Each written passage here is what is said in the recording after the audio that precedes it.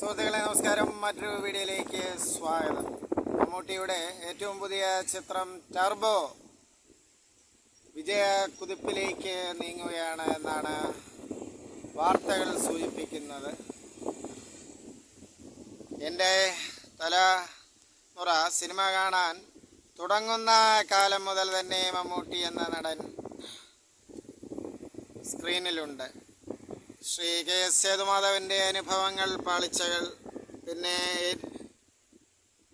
Abu direct ചെയ്ത വിൽക്കാനുണ്ട് സ്വപ്നങ്ങൾ തുടങ്ങിയ സിനിമകളിലൊക്കെ മുഖം കാണിച്ച മമ്മൂട്ടി മേള തുടങ്ങിയ ചിത്രങ്ങളിലൂടെ ചലച്ചിത്ര രംഗത്ത് തൻ്റെ സ്ഥാനം അരക്കിട്ട് ഉറപ്പിക്കുകയായിരുന്നു. ആ നടൻ ഈ നീണ്ട 50 വർഷമായി തൻ്റെ ജൈത്രയാത്ര തുടരുന്നു. ഒപ്പം തന്നെ മഞ്ഞിൽ വിരിഞ്ഞ പൂക്കളെന്ന ചിത്രത്തിലൂടെ ശ്രീ മോഹൻലാലും തൻ്റേതായ ജൈത്രയാത്ര തുടരുകയാണ്. രണ്ടുപേർക്കും വിജയ ചിത്രങ്ങളും പരാജയ ചിത്രങ്ങളുമുണ്ട്. എന്നാലും ഇന്ത്യൻ സിനിമയെ സംബന്ധിച്ചിടത്തോളം ചലച്ചിത്ര നടന്മാർ നീണ്ടകാലം തങ്ങളുടെ പ്രവൃത്തി പദത്തിൽ പ്രവർത്തിക്കുന്നത് ഒരു അതിശയമാണ്, അനുഗ്രഹവുമാണ്. ഒരു നടൻ എന്ന നിലയിൽ ശ്രീ മമ്മൂട്ടി സ്വയം ആർജിത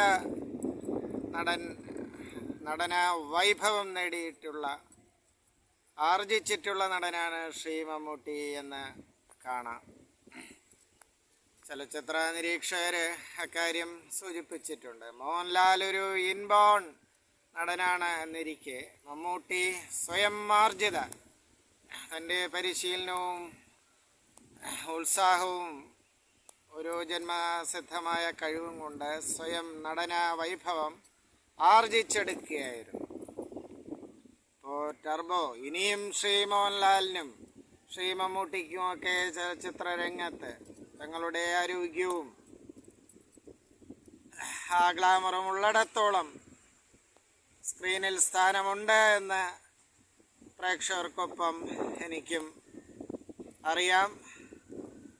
എല്ലാ ആശംസകളും ഒരു എളിയ ചലച്ചിത്ര പ്രേമി എന്ന നിലയിൽ, എൻ്റെ സ്വന്തം നിലയിലും പ്രേക്ഷകരുടെ ഭാഗത്തു നിന്നുകൊണ്ടും ഞാൻ ഈ നടന്മാർക്ക് ആശംസകൾ അർപ്പിക്കുകയാണ്. രണ്ടുപേർക്കും പരിചയ സമ്പത്ത് ഒരു മുതൽക്കൂട്ടാണ്. സുഹൃത്തുക്കളെ, പിന്നെ സോഷ്യൽ മീഡിയയിൽ അടുത്തിടെ വൈറലായ ഒരു മോട്ടിവേഷണൽ സ്പീക്കറുടെ ചില കോപ്രായങ്ങളൊക്കെ നമ്മൾ വേദിയിൽ കാണിച്ചത് കാണുന്നു. കച്ചവടക്കാരെ തെണ്ടി എന്ന് വിളിക്കുകയും ഇവരെ പഞ്ഞിക്കിടാതെ അയാളെ സ്റ്റേജിൽ നിന്നിറക്കി വിടുകയും ഒക്കെ ചെയ്യുന്നു.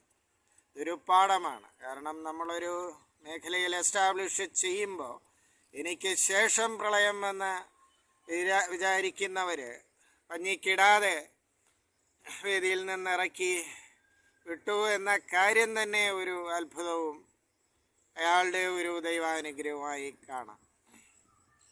പിന്നെ നമ്മുടെ ആറാട്ടണ്ണൻ, അയാളെയും ആരോ പഞ്ഞിക്കിട്ടു.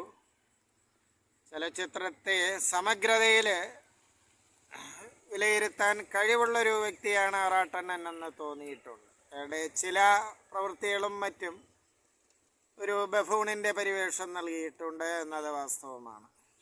ഏതായാലും ഒരു ഇടവേളയ്ക്ക് ശേഷം എൻ്റെ പ്രേക്ഷകരോട് ഈ വീഡിയോയിലൂടെ സംസാരിക്കാൻ ഒരു അവസരത്തിനായി കാത്തിരിക്കുകയായിരുന്നു. അത് നടന്നു. നന്ദി, നമസ്കാരം സുഹൃത്തുക്കളെ.